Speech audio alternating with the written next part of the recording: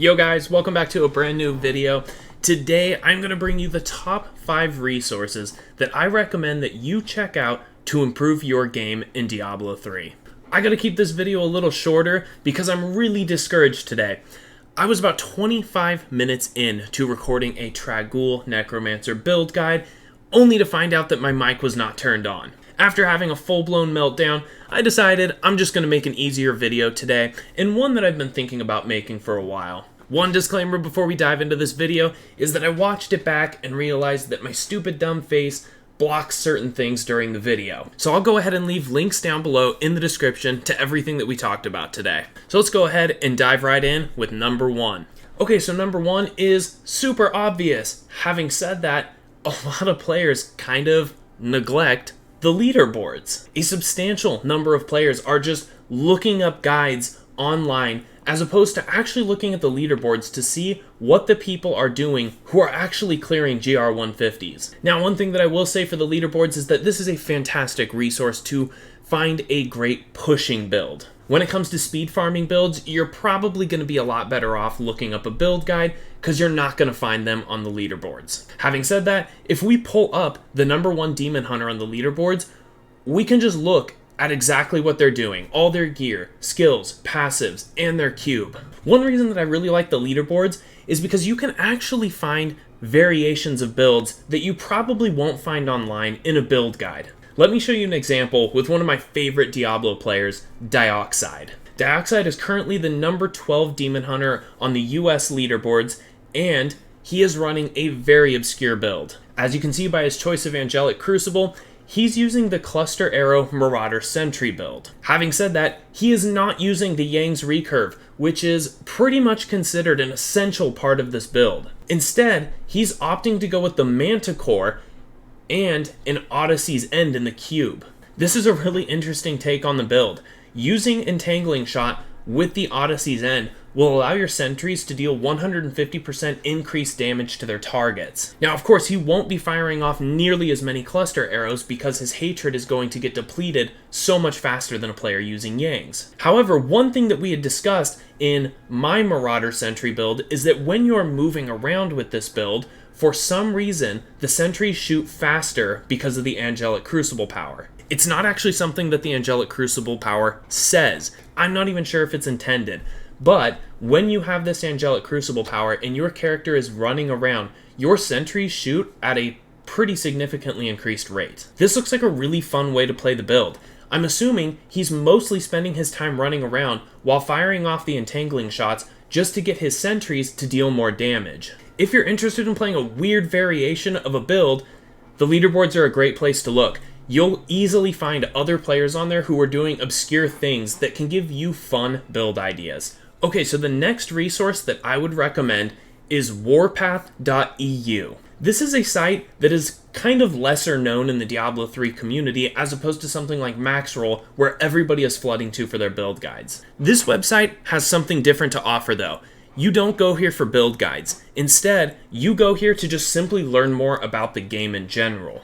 The two places that I really like to look on this website are monster progression and monster sets. Let's take a quick look. With monster progression, they have calculated efficiency ratings to killing certain mobs in greater rifts. Effectively, the efficiency rating lets you know how much health a monster has relative to how much progression it's going to give you towards the completion of the greater rift. Now, one really fun fact about this is that the Hellbringer monster doesn't give any progression in a greater rift. So when you see these things sitting around, don't spend your time killing them. So these Hellbringers are a monster that is pretty much just stuck to the ground in place. So that might lead you to believe that killing other stationary monsters is not a great idea because they wouldn't be efficient. That is actually not the case, because the most efficient monster that you can kill in a greater rift, according to their calculations, is a shock tower, which is a stationary enemy. In fact, it's substantially efficient to destroy these things.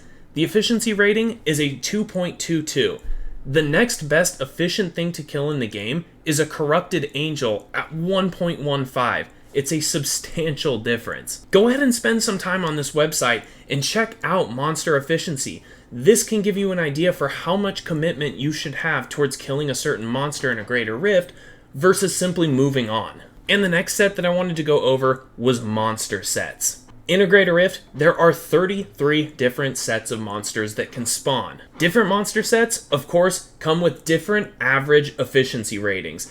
This means that certain monster sets are going to be substantially better towards your progression in a Greater Rift as opposed to certain other ones. If you were ever curious to find out which ones were the best, spend some time on this website, calculate out the average efficiency ratings, see how much time you should be spending or committing to a single level that has a certain monster set versus just moving on to the next. Now, the next resource that I'm going to recommend is Icy Veins. One disclaimer about this website is that it is not perfect. So, as you can see right here, this says Diablo 3 Season 27 content.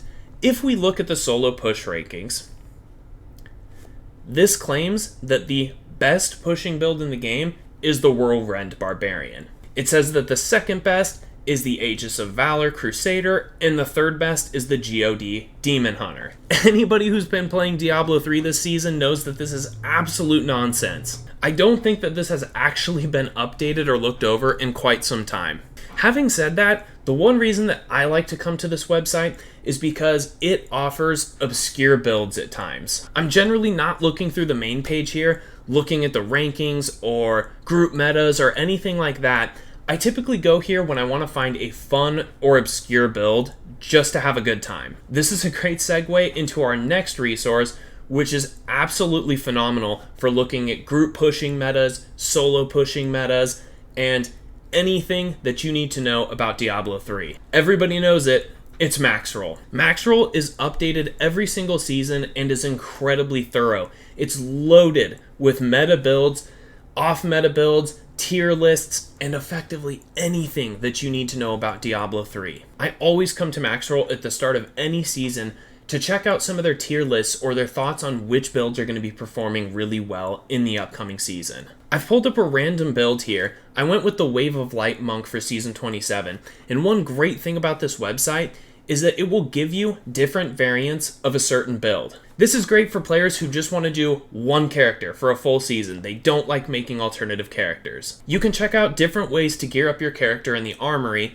for something like Nephilim Rifts here, or Bounties here. If you want to push, you can go here. These build guides are done by some of the best players in the game too, people who are clearing GR 150s almost every single season. So generally speaking, what you see here, you can trust, and there is so much information here, and it goes so far beyond build guides, you can find anything Diablo 3 here. Okay, for our final resource, I was thinking about using YouTube, however, you're already here, so I don't think we need to talk about that. I really recommend just going on Twitch.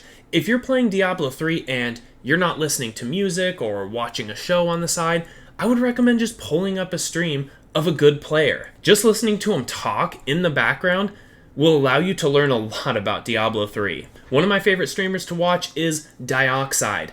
I will constantly have his stream up while I'm playing just to listen to what he's talking about. I primarily play Demon Hunter most seasons, and he's also a Demon Hunter main.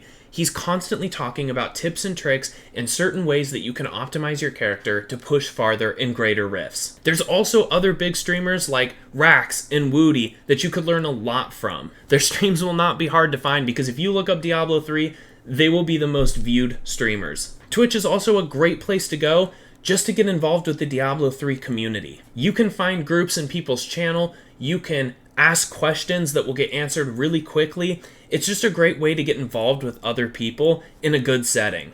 Well guys, that's it for this video. I hope that you enjoyed it. Sorry I couldn't bring you a build guide today, but hopefully this is useful for you and you can take away something from one of these resources. Thank you for watching, and I'll catch you on the next one.